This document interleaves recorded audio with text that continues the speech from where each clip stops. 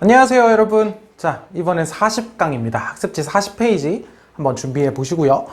자, 오늘은 통일정부 수립운동이라고 이야기가 나와 있죠.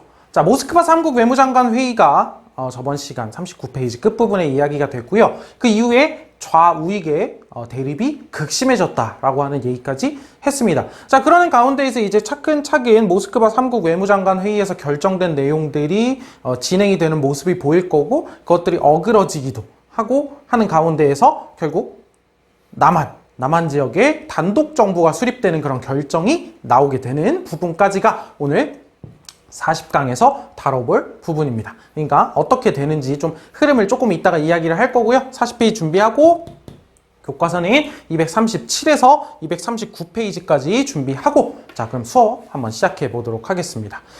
자, 학습지 맨 윗부분에 한번 살펴보시면 연표를 넣어놨을 겁니다. 연표. 여러분들이 이 연표를요, 좀 스스로 설명을 할 수 있는 수준까지 한번 여기를 좀 학습을 해 주셔야 여러분들이 나중에 문제를 풀거나 하는 데에서 애로사항이 없을 겁니다. 자, 그러면 보도록 하죠. 자, 모스크바 3국 외무장관 회의가 열렸죠. 그리고 여기까지예요, 오늘. 자, 전체적인 스토리를 우리가 쭉 달리면서 이야기를 할 거예요. 우리가 어제 봤던 얘기는 이것밖에 없어요. 이건 봤죠. 저번 시간에 봤던 거니까 이거는 알아야 돼요. 트루먼 독트린. 미국이 이제 공산주의와의 어떤 대결 구도라고 하는 거를 본격적으로 정책적으로 이야기를 했던 거죠. 자유민주주의 국가들을 지원하겠다, 돈 쏟아 붓겠다라고 하는 이야기를 했던 게 바로 이 트루먼 독트린이었습니다. 뭐 이야기 말고는 본 게 없네요. 자, 오늘 한번 시작을 해보도록 하겠습니다. 자, 우리 저번 시간에 마지막으로 봤던 모스크바 3국 외무장관 회의의 결정 내용입니다. 첫 번째, 조선 민주주의 임시정부를 수립을 한다. 2번, 임시정부 수립 조직에 협력하고 이를 도와줄 여러 가지 방책들을 마련을 하기 위해서 미군 사령부와 소련군 사령부 대표들로 공동위원회, 미소공동위원회를 설치를 한다. 세 번째, 공동위원회는 임시정부와 사회단체들을 참여를 시켜서 최대 5년간의 4개국, 4개국, 미, 영, 중, 미, 소, 영, 중 각국 대표들과 최대 5년간의 신탁 통치를 협의하고 그 협의 안에 협정을 작성할 것이다 라고 하는 이야기였습니다. 순서로는 얘부터 한다 그랬죠? 미소공동위원회부터 열리게 됩니다.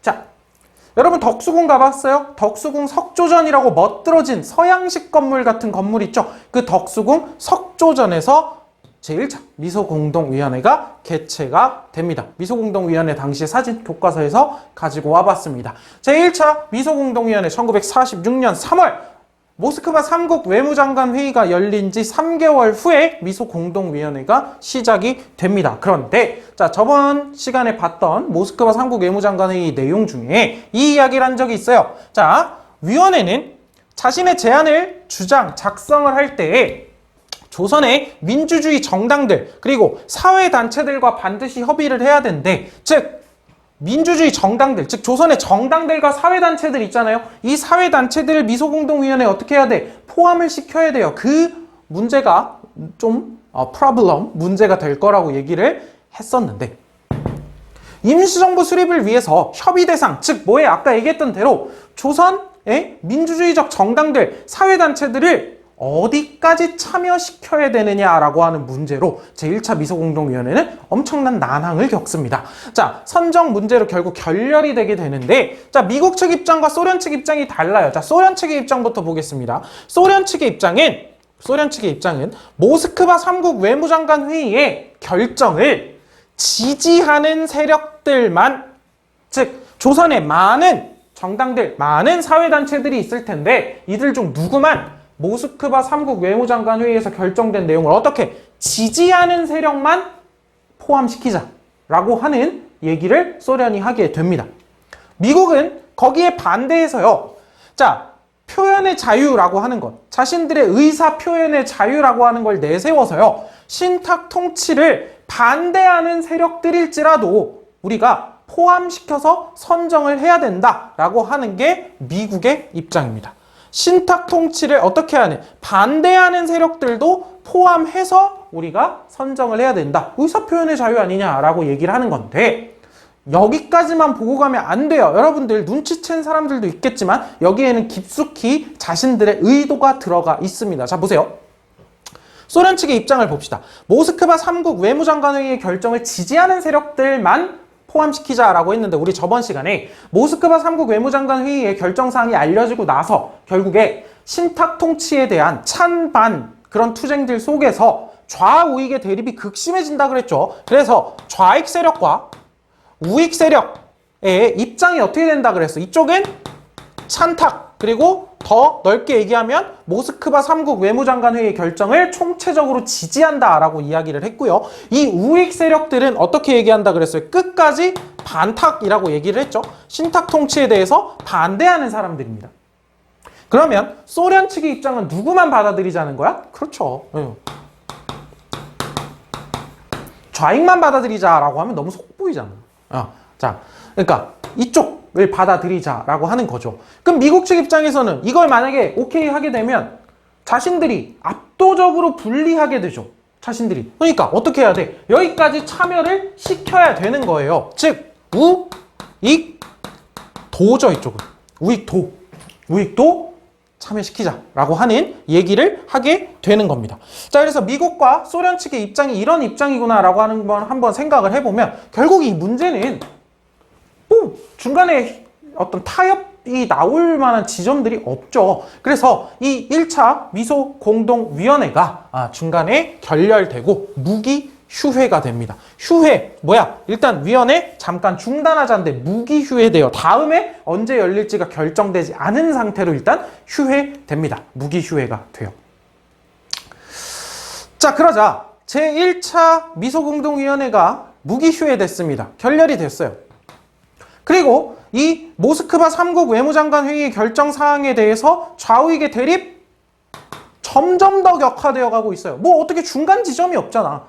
계속 격화되어 가는 가운데 뭔가 희망을 걸어볼 수 있었던 제1차 미소공동위원회 결렬됐어요. 그러니까 여기저기에서 나름 영향력 있는 분들은 지금 이 한반도의 상황이 어떻게 굴러가야 하느냐라고 하는 부분에 대해서 너도 나도 한번 이야기를 해봅니다. 여기 써있듯이 이 시국을 어떻게 해결해야 되느냐라고 하는 문제를 가지고 다양한 방안들이 나오게 되죠. 그런데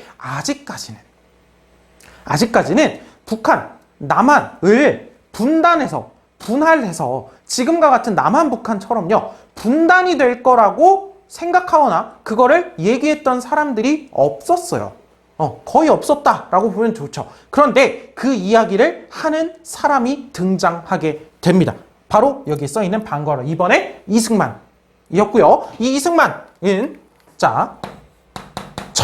전라도 정읍이라고 하는 곳에서 연설을 하게 되는데, 우리는 그래서 이 연설을 정읍 발언이라고 이야기를 합니다. 정읍 발언의 핵심 내용은 이거예요. 남한만의 단독 정부 수립을 우리가 준비해야 한다라고 하는 얘기입니다. 엄청난 충격을 불러일으키게 되죠. 엄청난 충격을 불러일으키게 됩니다. 자, 봅시다. 자, 이제 우리는 무기 휴회된 미소공동위원회가 다시 열릴 기색도 보이지 않으며 통일정부를 고대하고는 있으나 여의치 않게 되었다. 우리는, 여기가 핵심이죠. 우리는 남방만이라도 임시정부 또는 위원회 같은 정치 조직들을 만들어서 38도선 이북에서 소련이 물러나도록 세계 여론에 호소해야 될 것이다 라고 발언을 하게 됩니다. 이승만의 정읍 발언이라고 하는 것, 당시에 많은 사람들에게 충격을 줍니다. 정말로 분단이 될 수도 있겠구나. 이승만이라고 하는 사람의 당시 해방 전국, 해방 공간에서의 영향력은 정말 엄청난 거였거든요. 그리고 사실 이거를 이제 이런 식으로 해석을 해볼 수도 있죠. 자, 이게 1946년 6월인데요. 1946년 2월에 나중에 이야기를 할 겁니다. 1946년 2월에 북한은요, 북조선 임시 인민위원회라고 하는 거를 조직을 합니다. 2월에. 그러니까 먼저 정읍 발언보다 앞이죠. 한 4개월 앞이죠. 북조선 임시인민위원회라고 하는 것을 북한 지역에 설립을 하고 뭐 토지개혁을 한다거나 여러 가지 사실상의 정부 역할을 하는 그런 위원회가 조직이 되어 있는 상태였어요. 이승만이 당시에 이거를 알았는지 몰랐는지는 잘 모르겠으나 뭐 알고 있었을 가능성도 있죠. 알았을지 몰랐을지는 모르겠으나 이승만의 당시 이제 남한만의 단독 정부 수립 주장이라고 하는 건 어떤 정치적인 상황에서 봤을 때 상당히 또 어떤 이승만이라고 하는 사람의 정치 감각을 보여주는 거다라고 생각할 수도 있지만 어찌되었든 뭐 양쪽의 입장을 한번 생각을 해보는 겁니다. 여러 가지 입장들을요. 어찌되었든 통일정부를 수립해야 된다라고 하는 당시의 가장 큰 시대정신, 문제의식이라는 속에서는 굉장히 또 문제적으로 당시의 사람들에게 엄청난 위기감을 불러일으킬 수밖에 없는 그런 발언이었죠. 자, 이러는 가운데에서 아까 요거를 잠깐 안 봤네요. 위로 올라가 보면 자, 아직까지는 그래도 미국이 소련과 협력해가지고 한국 문제를 해결하려고 하는 태도를 보이고 있었어요. 46년까지는.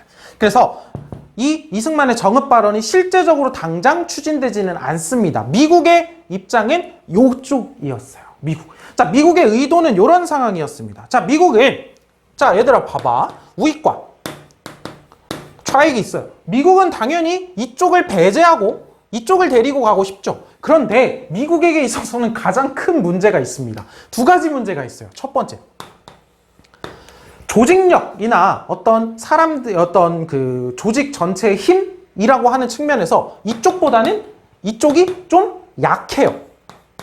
아직.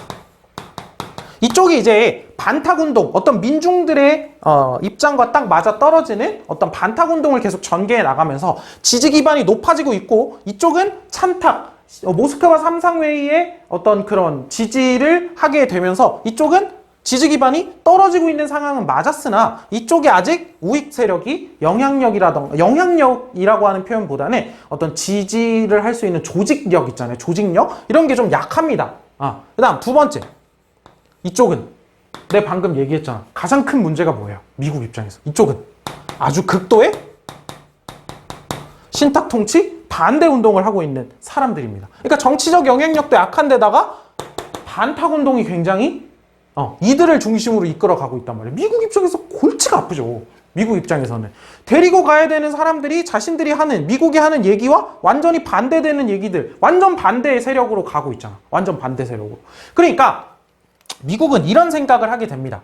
자, 지금 당연히 좌익 세력들, 양쪽, 저쪽 끝에 있는 좌익 세력들은 당연히 안 데리고 갈 거고, 좀 중도적인 어떤 입장을 가진 사람들 있잖아요. 중간, 좀 어느 정도 사회주의의 생각을 가지고 있지만 저쪽과 손을 잡을 수 있는, 이쪽도 민족주의, 자본주의 진영에 몸을 담고 있지만 저쪽과 좀 손을 잡을 수 있는 이런 사람들을 미국이 중심적으로 좀 모아가지고 새로운 정치 세력으로서 이들을 중심으로 미국이 뭔가 전국을 이끌어 나가고 싶다라고 하는 생각을 한 거예요.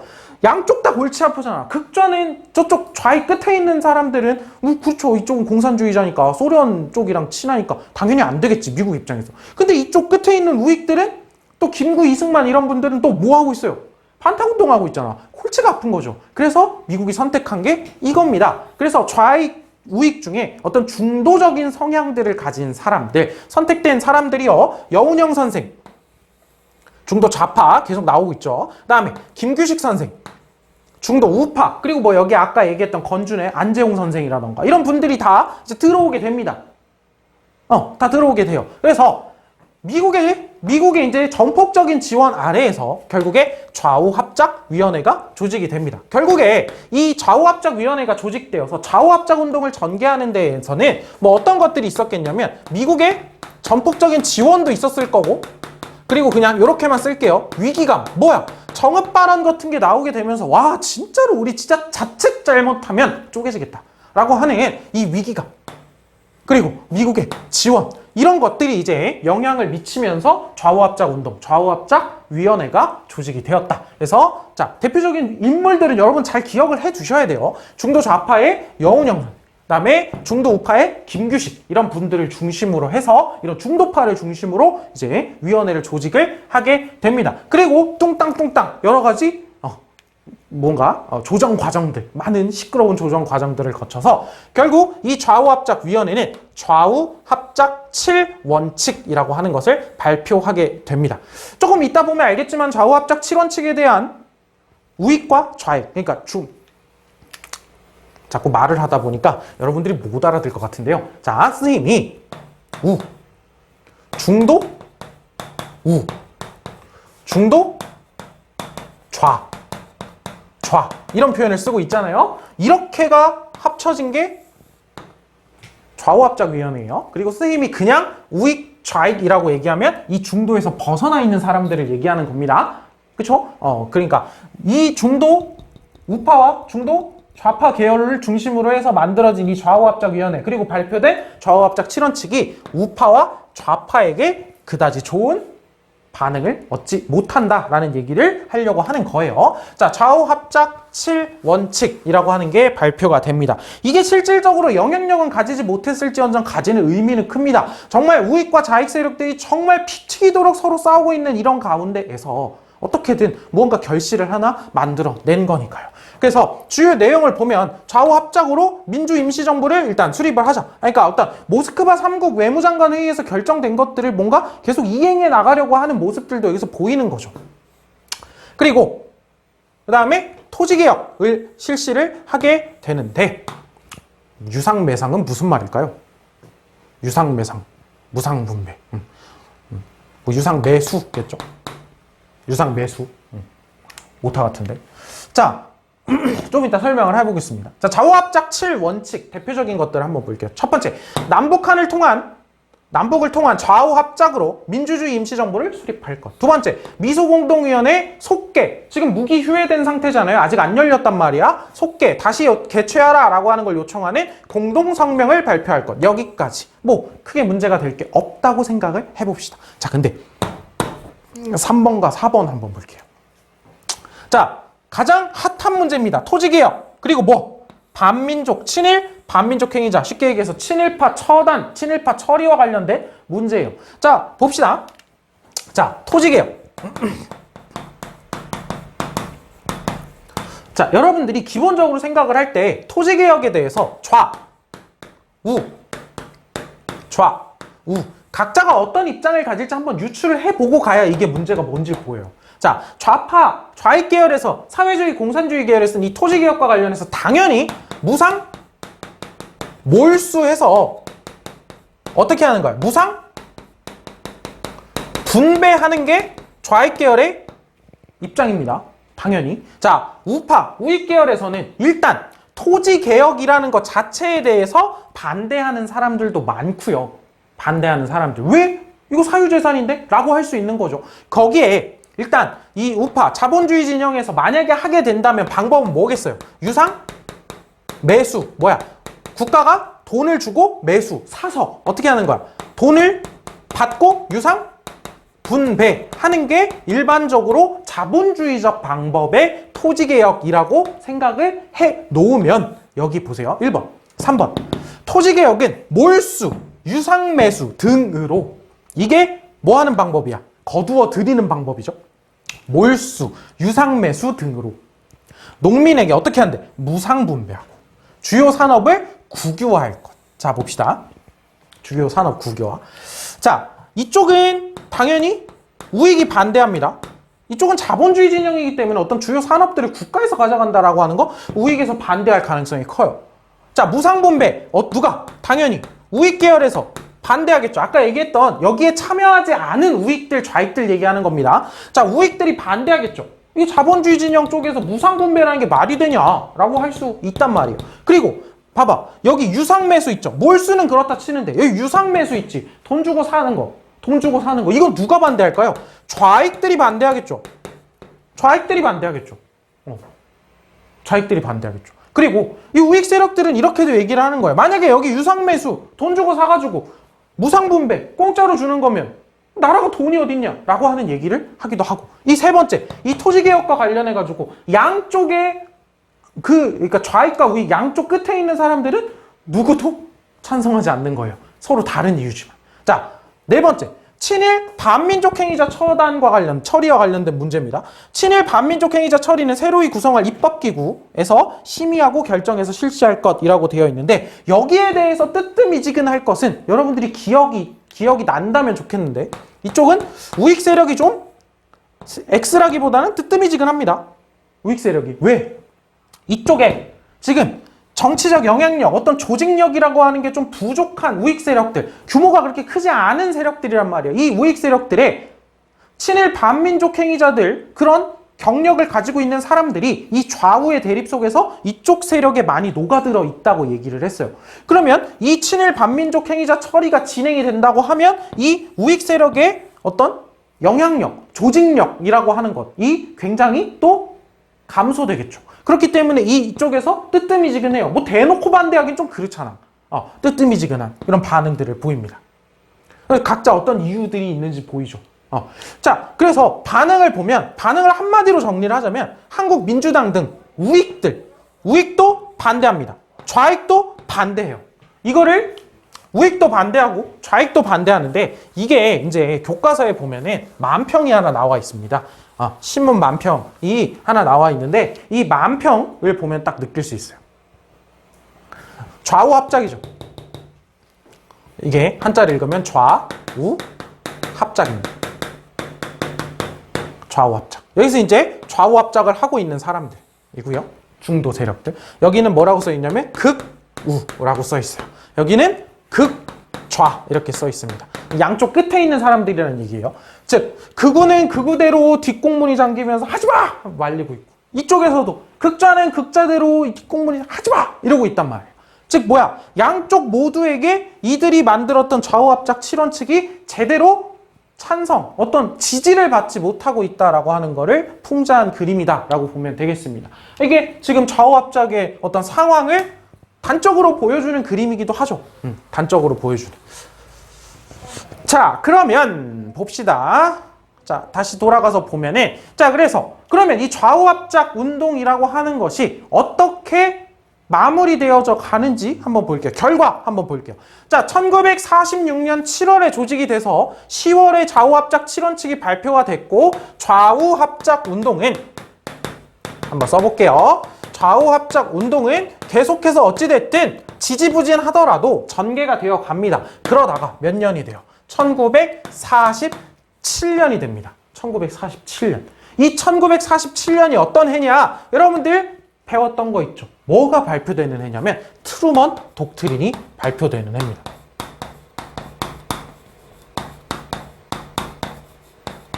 트루먼 독트린이 발표되면서 냉전 체제가 본격화됩니다.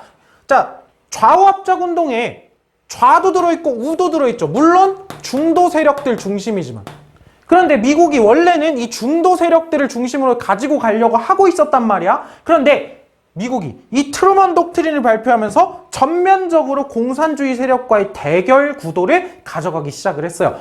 중도라 할지라도 이 좌익도 손절하게 되는 거죠. 아까 얘기했죠? 그래서 여기에 보면 미국의 지원이라고 하는 게 이것의 하나의 배경 중에 하나였는데, 이 미국의 지원이 이러면서 끊겨버리게 됩니다. 그러고 한편 여운형 선생이 이 시기에 암살당해요. 그러면서 좌우합작 운동까지도 제대로 된 결과를 얻지 못하고 끝나게 되는, 그리고 실질적으로 제대로 된 결과를 얻기도 힘들었죠. 왜? 실질적인 영향력을 가지고 있는 양 끝에 있는 사람들이 반대를 했으니까.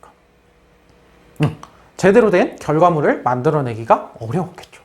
자, 그래서 좌우합작 운동까지도 이러한 상황들이 이어지게 됩니다. 결국 좌우합작 운동까지도 실패로 끝나게 됐어요. 그러니까 봤죠? 굉장히 표현을 잘한 그림이에요. 자, 4번 이제 유엔에 대한 이야기가 나와 있는데, 자, 그러는 가운데 트루먼 독트린이 발표가 됐고, 뭐 어찌됐든 미소공동위원회가 휴회된 상태였잖아. 무기휴회. 그래서 미소공동위원회가 1947년 여름, 트루먼 독트린이 발표된 다음입니다. 1947년 여름에 결렬이 된 거니까 1947년 트루먼 독트린이 발표된 언저리쯤 해가지고 2차 미소공동위원회가 다시 열려요. 근데 아까 1차 미소공동위원회 얘기했죠. 어디를 참여시킬 거냐. 결국 궁극적으로 얘기하면 좌익만 참여시킬 거냐, 우익도 참여시킬 거냐라고 하는 문제로 결렬됐다고 했잖아. 그게 뭐 해결이 되겠어요? 아까 해결 안 됐던 게 또 똑같은 문제로 결렬이 됩니다. 결국 미국은 이제 자 그러면 안 되겠다. 안 되겠다. 자 이제 뭐 여기서 뭐 더 이상 할 수 있는 게 없는 것 같아. 그러면 우리 어디에서 이 문제, 한국 문제를 해결하자? UN, 국제연합에서 해결하자라고 합니다. 그래서 한국을 어떻게 할 것이냐라고 하는 이 문제, 한국 문제를 UN, 국제연합에다가 올립니다. 국제연합에 상정을 하게 되고요. 그해 11월 UN 총회가 열립니다. 그해 11월 UN 총회가 열려서 그 UN 총회에서 어떠한 내용이 결정이 되냐? 이제 이게 누구의 미국이 제출한 안이에요. 유엔에다가 미국 안이 결정이 됩니다. 뭐냐면 한반도에서 인구 비례에 의해서 총선거를 해서 정부를 수립하자라고 하는 문제가 결정이 돼요. 유엔 총회에서요. 근데 봐봐. 여기에서 인구 비례라고 하는 게 또 문제가 될 수 있습니다. 자, 봐봐. 인구 비례라고 하는 건 뭐야? 인구가 많은 쪽에서는 뭐 총선거니까 국회의원이 많이 뽑히고요. 국회의원이 많고. 인구가 적은 쪽에서는 어떻게? 국회의원이 적죠. 그쵸? 인구 비례니까. 인구가 많을수록 거길 대표하는 국회의원이 많다는 뜻이잖아요. 근데 자, 남한과 북한 지역의 인구를 따져보자면 남과 북의 인구 비율이 잘못 썼죠? 반대로 썼죠? 2배입니다. 2배. 거의 2배였대요, 당시에. 그러니까 만약에 인구 비례에 따라서 남북을 통합해가지고 총선거를 치르게 되면 국회의원, 즉 대표의 숫자가 남한 지역이 북한에 비해서 2배가 더 많게 되는 거죠. 이쪽에서 받아들이지 않습니다. 소련과 북한 지역에서 이 인구 비례에 의한 총선거 결정이라고 하는 걸 받아들이지 않게 되겠죠. 받아들이지 않게 되겠죠. 어찌되었든 유엔 총회에서 인구 비례에 의한 총선거로 정부 수립을 결정을 하게 되고요. 총선거를 치르려면 유엔이 감독을 하겠죠. 유엔이 감시 감독을 하겠죠. 그래서 유엔이 이제 한반도 이 총선거가 치러질 곳이 어디냐, 그리고 감시 감독을 해야 되니까 뭐를 파견하게 되냐면 유엔 한국 임시위원단을 파견하게 됩니다. 유엔 한국 임시위원단이라고 하는 위원단을 파견을 하게 됩니다. 그래서 남한 지역을 조사를 하고 북한 지역으로 올라가려고 하는데 소련이 딱 막아서요. 올라오지 마. 입국을 거부하게 됩니다. 입국을 거부하게 돼요. 자, 그럼 봐봐. 유엔 총회에서 이게 결정이 됐어요. 그리고 이 결정에 따라서 총선거 실시하려고 조사하려고 유엔 한국 임시위원단이 파견이 됐어. 근데 소련이 거부했단 말이에요. 그러면 이제 유엔에서 어떻게 해야 돼? 어떻게 해야 돼? 어떻게 해야 돼? 라고 하는 거죠. 그럼 유엔 총회를 다시 열어? 근데 유엔 총회는 아무 때나 열리는 게 아니거든. 정식적으로 아니면 뭐 정말 특별한 일이 있어서 특별 회기라던가, 그러니까 정해진 기한에 열려요. 유엔 총회는.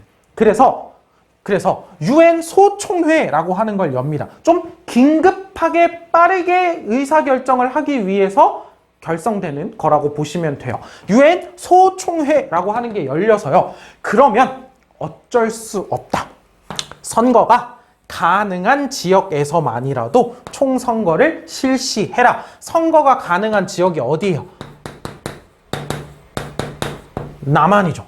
즉 유엔 소총. 자, 흐름을 봅시다. 자, 미소공동위원회까지 결렬이 되고 유엔에 가져가서 유엔 총회가 열려서 인구 비례에 의한 총선거가 결정이 됐어요. 그래서 유엔 한국 임시위원단을 한반도에 파견을 했는데 남한 지역 돌고 북한으로 올라가려고 보니까 소련이 입국을 거부한단 말이야. 그러면 어떻게 해야 돼? 지금 이거를 그대로 할 수는 없잖아. 그래서 유엔 소총회라고 하는 일종의 긴급회의 같은 걸 열어요. 유엔 소총회를 열어가지고 여기에서 그럼 어쩔 수 없다. 선거가 가능한 지역에서만이라도 총선거를 실시해라. 즉 무슨 말이야? 남한만의 단독 선거가 결정이 된 거죠. 남한만의 단독 선거가 결정이 된 겁니다. 유엔 소총회에서. 이게 1948년 2월의 일입니다. 1948년 2월의 일입니다. 자, 그래서 반응을 보면 이 유엔 소총회에서 이런 결정이 나왔다라고 하는 것의 반응을 보면요. 이쪽. 자, 이승만, 그 다음에 이승만 계열에 같이 가고 있었던 한국민주당 이런 세력들이 있는데요. 이쪽엔 원래부터 특히 이승만의 정읍 발언, 이승만 정읍 발언 같은 거를 이야기를 하면서 남한만의 단독 정부 수립을 준비를 하고 있었고 그랬단 말이죠. 그러니까 이쪽은 적극 환영인데 이러한 김규식 선생 같은, 이 김규식 선생은 좌우합작 운동에도 막 참여하고 그랬잖아요. 이런 김규식 때 원래 이제 통일정부 수립 운동을 전개하고 있었던 이런 대다수 정치 지도자들이 반대하게 되는 거죠. 그래서 이제 이 김구는 특히나 뭐 이때 막 3천만 동포에게 읍고함 이런 글을 발표를 해가지고 내가 정말 38선을 베고 누울지언정 이 한 몸을 굉장히 나의 어떤 안일함, 나의 편안함을 위해서 구차하게 어떤 단독 정부 수립에 내가 참가하지 않겠다 뭐 이런 글을 발표하기도 합니다. 자, 그래서 남한 단독 선거가 결정이 됩니다. 그럼 다음 수순은 뭐예요? 선거가 치러지고 뭐 하는 거야? 선거가 치러지고 다음 뭐야? 정부가 수립되는 게 다음 수순이죠. 그런데 우리가 이번 학습지에서는 뭘 볼 거냐면 요 선거가 치러지고 정부가 수립되는 건 학습지 41에서 얘기를 할 겁니다. 우리는 이러한 단독 정부 수립 과정에 대해서 반대하는 여러 가지 움직임들에 대해서 먼저 이번 학습지에서 살펴보도록 할 겁니다. 단독정부 수립의 이런 움직임에 반대하는 움직임부터 한번 살펴보도록 하죠. 자, 5번. 방금 나왔던 이 김규식 같은 사람들이 이제 남북협상에 나서다라고 하는 이야기가 있게 되죠. 남북협상이 추진이 됩니다. 자, 유엔 소총회에서 방금 얘기했죠. 남한만의 단독선거 결정이 나왔단 말이에요. 그리고 이에 대응을 해서 통일정부 수립을 위한 사실상 마지막 시도를 했다라고 보면 되겠죠. 그래서 남북 연석회의라고 하는 게 평양에서 개최가 됩니다. 남북의 뭐 여러 가지 사회단체, 정당들이 다 모여가지고 연석회의를 한번 하자라고 하는 그러한 회의가 개최가 되는데요. 자, 이러는 가운데에서 대표적으로 참여했던 사람이 제목에 써있는 김규식 이런 분이에요. 그리고 이제 북쪽에선 김일성, 김두봉, 조선 독립동맹을 이끌었던 사람이죠. 김일성, 김두봉 등이 이제 회담을 개최를 하게 됩니다. 회담을 개최를 하게 되는데, 자, 공동성명의 주요 내용을 한번 볼게요. 여기 이제 연석회의의 결과 이제 공동성명이 발표가 되는데, 남북협상에 따라서 외국군대 즉시 철수, 그러니까 미소 양국군 미국과 소련군대 철수하라는 거죠. 그리고 외국군대가 철수한 이후에 내전 발생 안 할 거다. 반대한다. 그 다음에 조선정치회의라고 하는 어떤 총정치회의를 구성해서 총선거를 해가지고 통일정부를 수립하자. 그 다음에 남한의 단독선거가 남한 단독선거를 반대한다. 뭐 이런 이야기가 나와 있죠. 그런데 이 남북협상이라고 하는 거는, 자, 이거 뭐야? 외국군대 즉시 철수하라 그랬죠. 미국과 소련에 대해서. 근데 미국과 소련이 나갈 리가 없죠. 미국과 소련의 철군 반대. 그 다음에 유엔의 결정대로 결국에 남한은 단독 선거를 치르게 됩니다. 물론 어떤 마지막까지 통일정부 수립이라고 하는 거를 위해서 달려갔다라고 하는 그 첫걸음으로서의 어떤 의의라고 하는 것이 있기는 하지만 결국 실패로 끝나게 되죠. 그리고 이런 이야기들이 많이 있는데요. 이거를 넣어놓은 이유가 있죠. 사실 이 남북협상이라고 하는 게 북한의 정권의 정당성을 가지고 오는 데에 이용되었다라고 하는 평가들도 많이 있습니다. 자, 한번 볼게요. 자, 유엔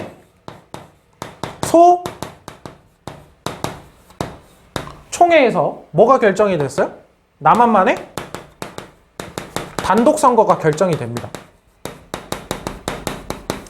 단독 선거가 결정이 되고요. 여기서 이후에 남북 협상이 치러지게 된 거죠. 남북 협상이 치러지게 된 거예요. 그 다음에 남한이 선거를 치르고 정부를 수립을 합니다. 그리고 나중에 다시 얘기를 하겠지만 그 다음에 북한 정부가 수립을 해요. 근데 이보다 훨씬 앞서서 무슨 일이 있었다는 거야? 이렇다는 거죠. 이보다 훨씬 앞서서 북조선 임시 인민 위원회라고 하는 게 만들어져 있었다는 거죠. 아까 얘기했죠? 이거 한번 아까인가? 저번 시간인가? 얘기했던 것 같은데 연달아서 찍고 있어서 모르겠네요. 자, 북조선 임시인민위원회라고 하는 이 정부 형태의 조직이 사실상의 정부 역할을 하고 있었단 말이야, 북한에서는. 그런데 유엔 소총회에서 남한 단독 선거가 치러졌죠. 그러는 가운데 남북 협상에서 결정된 것 중에 하나가 뭐야? 남한 단독 선거 반대라고 하는 공동 성명을 발표했단 말이야. 그러면서 남한 단독 선거 반대한다라고 하면서 이 유엔 소총회의 결정을 뭔가 깎아내리려는 그런 의도가 또 들어있게 되고요. 이런 김일성, 김두봉 같은 북한 지역의 사람들에게 있어서는, 북한 지역의 세력들에게 있어서는. 자, 그러고 나서 결국에 남한이 선거 정부 수립을 했죠. 하고 나서 나중에 그러고 나서 이제 시간적으로 한 달 정도 후에 북한이 정부를 수립한단 말이에요. 그러니까 이쪽은 또 자신들 정권의 정당성을 얘기할 수 있죠. 니들이 먼저 했잖아. 우리 하지 말자 그랬는데? 하지 말자 그랬는데? 우리 통일정부 수립하자 그랬는데? 니들이 먼저 했잖아. 그러니까 우리가 한 거야. 라고 하는 이쪽의 정당성을 깎아내리고 자신들의 권력적 정당성을 높이려고 하는 그런, 그러니까 사실상 이런 모습이 있었기에 이런 해석들을 해볼 수 있는 거죠. 또. 그래서 이런 남북협상이 사실상 이러한 어떤 깎아내리고 자신들을 높이려고 한, 정당성을 높이려고 하는 이러한 움직임에 희생됐다. 뭐 좀 이용당했다라고 하는 평가를 받기도 합니다. 그냥 한번 이런 해석도 있으니까 한번 생각해 보면 좋지 않을까라고 하는 생각에서 한번 소개를 해 보았습니다. 자, 결국에 50 총선거, 다음 시간에 하겠죠. 5월 10일, 1947년 5월 10일에 50 총선거는 진행이 될 겁니다. 자, 그래서 보면 유엔 총회에서 인구비례 총선거가 결정이 됐고요. 결정이 됐고, 그래서 입국했어요. 남한에 들어왔어. 입국을 거부했어요. 소총회로 갔어요, 이 문제가. 그래서 선거 가능 지역, 즉 남한만의 단독 총선거가 결정이 됐단 말이에요. 그러고 나서 남북협상 실패로 돌아갔죠. 그리고 50 총선거 대한민국 정부 수립이 있게 될 겁니다. 이제 마지막으로 우리가 살펴볼 거는 요 제주 4.3 사건과 여순 사건이라고 하는 거예요. 제주 4.3 사건은 1948년 4월 3일에 일어나서요. 정부가 수립된 뒤 1954년 9월 21일에서야 끝난다, 마무리된다 라고 이야기를 하고요. 요 여순 사건이라고 하는 것도 제주 4.3 사건과 연관되어서 일어난 사건이었고, 요거는 정부 수립 후에 일어나게 되는 사건이죠. 한번 살펴보도록 합시다. 자, 단독 정부 수립에 반대하는 무장봉기가 일어나다라고 하는 얘기가 나와 있습니다. 자, 한번 제목부터 써보도록 하죠. 제주 4.3 사건입니다. 제주 4.3 사건. 1948년 4월 3일에 발생을 해서 1954년 9월 21일에 끝났다라고 이야기를 하는데, 자, 미군정의 경제정책을 나중에도 다시 얘기를 할 건데, 얘기했죠, 여러분들? 미군정에 대한 민심은 어떻다? 굉장히 안 좋다라고 얘기를 했습니다. 미군정에 대한 민심이 안 좋다. 제주도에서는 다르겠어요? 제주도에서도 마찬가지겠죠. 뭐 친일 경찰들이 그대로 돌아다니고 있는 데다가 경제적으로도 어렵고, 뭐 당시에 콜레라도 엄청 돌고 이랬거든요. 전염병도 돌고 이러는 가운데에서 미군정이 실시하고 있는 경제 정책들이 또 실패함으로써 우리가 지금 먹고 살 것도 없어지고, 이런 여러 가지 상황들 속에서 미군정에 대한 민심이 상당히 낮은 가운데, 당시 군정이 실시되고 있는 당시 상황에 대해서 굉장히 민심이 안 좋은 가운데에서 이런 사건이 있습니다. 간단하게 이제 1947년 3.1절 기념 행사 과정에서요, 좀 이렇게 당시에 기념행사 과정에서 경찰이 이렇게 당시 이제 말 타고 가던 경찰이 있거든요. 이제 경찰차가 없었을 거 아니에요, 당시에 시작하자마자. 경찰 오토바이나. 그래서 기마 경찰, 말 타고 가던 경찰이 좀 이렇게 가다가 말에 치여가지고 당시 기념행사장에 있었던 아이가 죽었대요. 아이가 죽었는데, 이에 대해서 이제 당시에 이런 민심도 굉장히 안 좋은 상황이고, 거기에다가 경찰들에 대한 인식도 굉장히 안 좋은 상황이었어요. 이 친일 경찰들이 굉장히 많았었기 때문에. 그래서 거기에 대해서 이제 제주도민들이 굉장히 항의를 하고 그러는 가운데에서 경찰이 발포를 하게 됩니다. 그래서 이제 몇 분이 돌아가셔요. 자, 그러는 이런 사건들까지 있게 되니까 제주도의 민심이 이반했다는 건 크게 등을 돌렸다는 뜻입니다. 엄청나게 크게 이제 등을 돌리게 되는 데다가 원래 민심도 안 좋았어요. 거기에 이제 유엔에서 남한의 단독 선거가 결정이 된 거죠.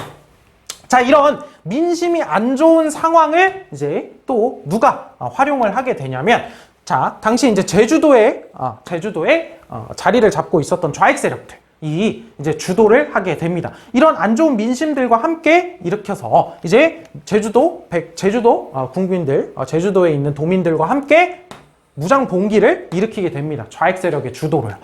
자, 그래서 여기서 이제 나온 어떤 구호들을 보면 단독선거 반대, 그다음에 통일정부 수립, 이런 것들을 주장을 하게 되죠. 그래서 저기 제목에 단독정부 수립에 반대하는 무장 봉기가 일어나다라고 되어 있는 거죠. 자, 그래서 이 좌익 세력의 주도로 이제 제주도 도민들과 함께, 제주도 도민들 중에 여기에 호응하는 도민들과 함께 이제 무장봉기가 일어나게 된 거고, 이를 진압하는 과정들이 있게 되겠죠. 이것이 진행되는 과정에서 8월 15일에 뭐가? 대한민국 정부가 수립이 되잖아. 그래서 이 정부가 수립된 이후에는 여기에 대한 진압과 탄압이 매우 더 극심해집니다. 왜냐면, 자, 단독선거 반대, 통일정부 수립 주장, 이런 것들, 특히 좌익 세력들이 주도로 무장봉기가 일어난 거잖아요. 그러니까 대한민국 정부 입장에서는 이게 뭐야? 자신들 정부의 정통성을 건드리는 일이라고 생각을 할 수 있단 말이에요. 그래서 이제 탄압과 진압이 굉장히 심각해지는 그런 상황들을 볼 수 있는데요. 문제는 그 과정에서 너무나 많은 사람들이 죽었다는 거죠. 너무나 많은 사람들. 이들이 여기에 이제 무장봉기를 일으킨 이 사람들이 제주도에 막 한라산 이런 데로 들어갑니다. 산 꼴짜기로 막 깊숙이 들어가가지고 뭐 저항을 계속하고 막 이러겠죠. 자, 그러는 가운데에서 거기에 저항군들, 이 무장봉기를 일으킨 사람들 뿐만이 아니라 다른 사람들도 막 한라산에 들어가 있을 수도 있고, 그냥 일반적인 도민들도 있을 수 있잖아요. 근데 그런 사람들까지도 색출을 해가지고 굉장히 잔혹하게 탄압을 하는 모습들을 살펴볼 수 있다는 거예요. 그러니까 4.3 사건, 4.3 항쟁이라고도 하죠. 이 4.3 사건이라고 하는 것을 살펴봤을 때 정부 측 입장에서는 진압할 수 있지 않느냐, 진압을 할 정당성이 있었다. 물론 거기에 정부가 반정부적인 어떤 이런 모습들이기 때문에 그럴 수 있다라고 얘기를 할 수 있는데, 그렇다기에는 너무나 무고한 제주도민들이 그 과정에서 희생을 당했다는 겁니다. 몇만 명이 죽었다고 하죠. 몇만 명이 사망을 했다고 하고, 지금까지도 제주도에 보면 4월 달쯤에 해가지고 한 마을 전체가 그러니까 학살당한 거죠. 한 마을 전체가 같이 공동제사를 치르기도 하고, 이런 모습들을 살펴볼 수 있다고 합니다. 그래서 이제 또 정부의 입장도 있을 수 있겠지만 너무나 무고한 시민들, 제주도라고 하는 지역 자체가 가지게 된 일종의 트라우마죠. 제주도라는 지역 자체가 가지게 돼. 그래서 미군정과 이승만 정부가 탄압을 하게 되고, 이러한 이 과정에서 수많은 무고한 제주도 주민들이 희생이 됩니다. 여기서는 이렇게 간단하게 얘기하고 넘어가는데, 혹시 더 궁금하다면 찾아보고 책도 좀 읽어보고 했으면 좋겠습니다.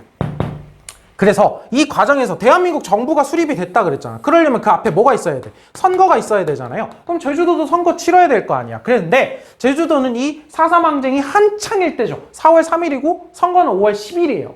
그러니까 이 4.3 사건 때문에 제주도에서는 5월 10일에 50총 선거가 정상적으로 치러지지 못합니다. 그래서 당시 이제 선거구가 총 200개였어요. 그래서 200개 중에, 그러니까 200개의 선거구니까 200명의 국회의원이 선출이 돼야 되죠.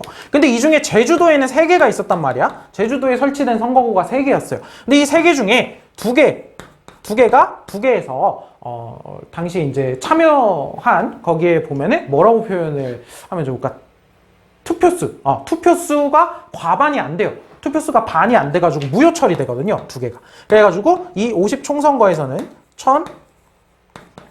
1198명의 국회의원이 일단 뽑히게 되죠. 이 50총선거에서는. 이 제주도에서 50총선거가 제대로 치러지지 못했기 때문에, 이 4.3 항쟁 때문에. 그래서 이런 정도로 여러분들이 4.3 사건 일단 한번 생각을 해보시면 될 것 같습니다. 자, 다음은 이 4.3 사건과 연관되어서 이루어진 사건입니다. 자, 전라남도죠. 순천, 여수 옆에죠. 여수 순천 10월 19일에 있었던 사건입니다. 그래서 여수 순천 19 사건이라고 얘기를 하기도 하고요. 우린 줄여서 여순 사건 이렇게 이야기를 하기도 합니다. 여수 순천 19 사건입니다. 자, 상황은 이렇게 굴러가는 거예요. 연표를 한번 볼게요. 자, 4.3 사건이 일어났습니다. 진행이 되고 있어요. 그 과정에 정부가 수립이 됐어요. 이승만 정부가 수립이 됐어요. 그래서 이승만 정부에서 이제 이 4.3 사건을 제대로 진압을 하기 위해서 이 여수와 순천 지역에 있었던 군 부대에게 제주도로 가라. 제주도로 가서 뭐 해라. 이 4.3 사건을 진압해라 라고 하는 명령을 내리게 됩니다. 이 진압 명령에 대해서 당시에 군부대, 여수 순천 지역에 있었던 군부대 내에 있었던 좌익 세력들이 다시 반란을 일으킨 것이, 봉기를 일으킨 게 이 19 사건이라고 볼 수 있습니다. 다시 한번 써볼게요. 여수, 순천, 19 사건이라고 하고요.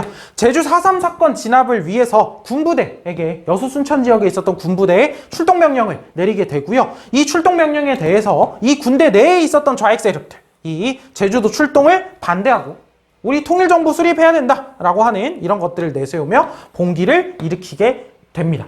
그래서 한때 여기에 있었던 이 군대가 여수 순천 지역을 장악을 하게 되는데 정부 군대에 의해서 진압이 됩니다. 여기는 이제 한 일주일 정도 만에 여수 순천 지역이 다시 한번 정부에 의해서 수복이 되는데, 이것도 역시 마찬가지로 정부 입장에서 진압을 했어야 된다와 별개로 굉장히 수많은 민간인들이 희생되는 모습을 볼 수 있어요. 막 거기 이제 여수 순천 지역에 막 산기슭으로 들어가고, 이때는 이제 막 바로 이제 옆으로 좀만 더 가면 지리산 이런 데 있거든요.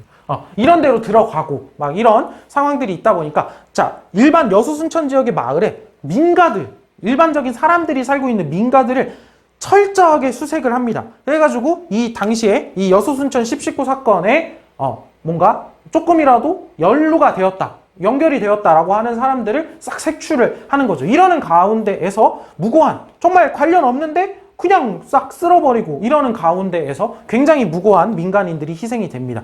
그래서 여기도 이제 진압 과정에서 한 2천여 명 정도가 또 사망하는 그런 모습들을 보인다라고 볼 수 있죠. 그러니까 이 4.3 사건과 여수 순천 19 사건은 정부가 어떠한 대응을 했느냐 그거를 떠나서 그 과정, 그 진압 과정에서 너무나 많은 피해, 너무나 많은 죽어서는 안 됐던 그런 생명들이 너무나 많이 죽었다. 국가에 의해서.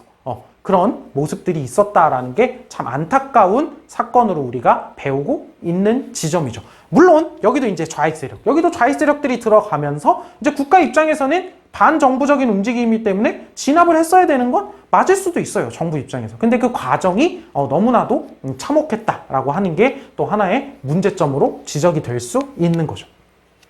자, 그래서 남북협상부터 시작을 해가지고 여기 있는 단독정부 수립에 반대하는 무장봉기로서 제주 4.3 사건과 여수 순천 19 사건까지 이야기를 했습니다. 자, 여기까지 여러분들이 이제 사건들 잘 정리를 하시고요. 우리가 다음 시간에 이어나가야 할 스토리는 어떤 스토리냐? 뭐예요? 1948년 2월 유엔 소총회에서 남한만의 단독 선거가 결정이 됐습니다. 그에 따라 뭐 할 거라고요? 5월 10일에 50 총선거가 진행이 될 거라고요. 그러면 우리 다음 시간 학습지 41페이지 시작할 때는 50 총선거부터 시작을 하겠네요. 자, 오늘 모두 수고 많았고요. 여러분들 아까 봤던 학습지 맨 위에 있었던 그 연표 있잖아. 그 연표들을 시간 순서대로 여러분들이 보고서라도 일단 한번 설명을 할 수 있는지, 그 스토리가 잘 기억이 나는지 이런 것들을 여러분들이 잘 이해를 해 보시고요. 이런 사건들과 관련해서는 또 궁금하면 더 찾아보고 이런 과정들을 거쳤으면 좋겠습니다. 오늘 모두 수고 많았고요. 그럼 다음 시간에 보도록 하죠.